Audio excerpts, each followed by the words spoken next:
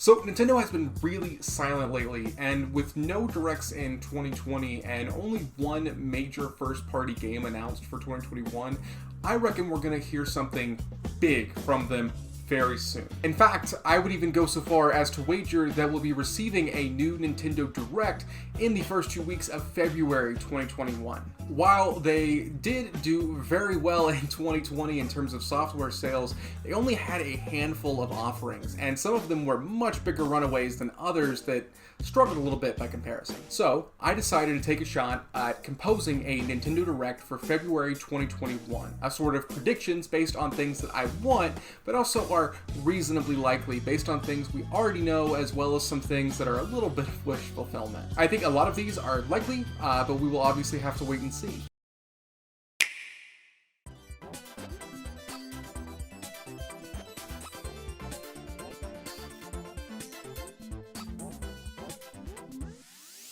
I know this might seem like a bit of a weird opening pick, but I think this is a series we could see Nintendo really investing into as a Pokemon competitor. If you can get deep camps entrenched into supporting franchises that compete with one another on your platform exclusively, that is really good for your brand, especially considering how much of a runaway success Pokemon is and how much potential there is in Yokai Watch. After that, with a release date of sometime in June, Takahashi will come on, mentioning that the struggles of 2020 created some creative challenges, but they're super excited for what they can offer in 2021.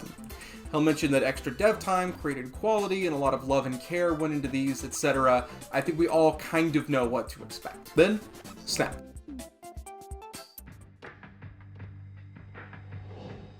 This will cut to the Shin Megami Tensei 3 Nocturne remaster.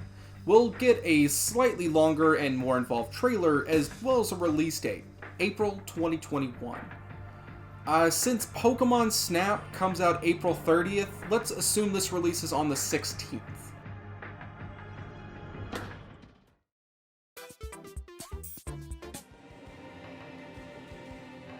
From there, we'll get another Shin Megami Tensei 5 trailer, as well as the reveal of whatever the subtitle is. An Atlas rep will come out at the end and say they need just a little more time, but that they're proud of what the game is coming out to be.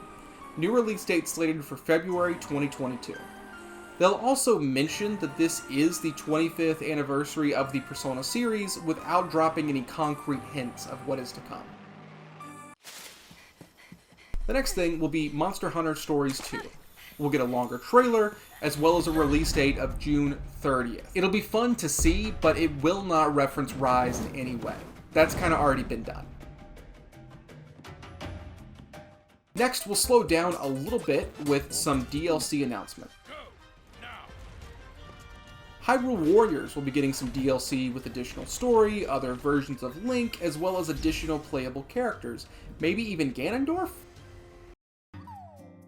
Animal Crossing New Horizons will be getting some Valentine's Day events, as well as some St. Patrick's Day stuff. It'll be fun, but nothing crazy. However, they'll also be setting up for the 1-year celebration, which I think they're going to really make into a blowout. Now, back to some releases. We'll get the release date for Dragon Quest Heroes 1 and 2, as well as an announcement for some Dragon Quest XI's DLC. General reaction in the West will probably be very meh, but it's still cool to see that support continuing. No More Heroes 3 will get a much more dynamic trailer, with a release date in the summer of this year. They'll announce a sale on the first two to continue to try and get people on board and hype up this first-party IP. They'll then cut to their upcoming games slideshow section. This will include players we already know about. 3D Mario World, Monster Hunter Rise, Persona 5 Strikers, and Pokemon Snap, as well as some that are smaller and don't have release dates, like Disco Elysium, Baron Breakfast, and the Subnautica remaster. We'll then get another look at the logo for Metroid Prime 4. A representative from Retro will come out and say that the progress on the game is going swimmingly, and they are very excited to show off things very soon. Nothing concrete will really be displayed, maybe a 3D render of what Samus will look like, but that's probably going to be about it.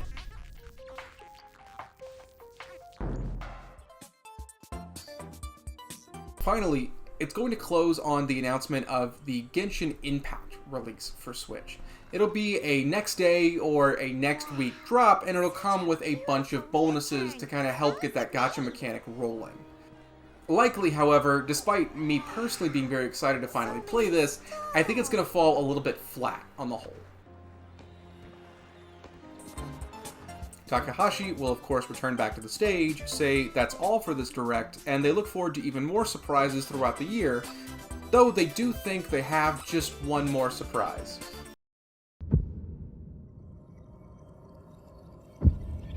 Breath of the Wild 2 is going to get a second story trailer, as well as some gameplay and the subtitle.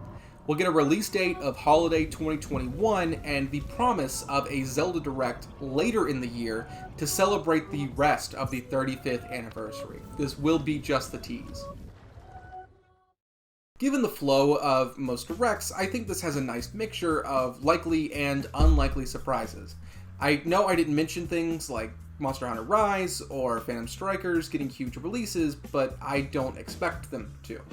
There just isn't a ton of information for them to add, and I think giving them the spotlight would defeat the point of the Direct. I think some people might accuse me of giving Atlas too much of a spotlight, but honestly, I really think they're going to go in on the partnership this year. Shin Megami Tensei will appease people wanting a harder RPG than Pokemon, especially since Pokemon is likely going to be one of the holiday heavy hitters. This is likely a separate discussion, but I think Nintendo is likely going to have a very busy holiday this year. I think they're really going to try and compete with the Xbox Series and the PS5 in terms of software going into the Christmas holiday, and I think they're going to bring out a lot of heavy established hitters around then. I could also see Pokemon Snap being worked into this Direct in some way.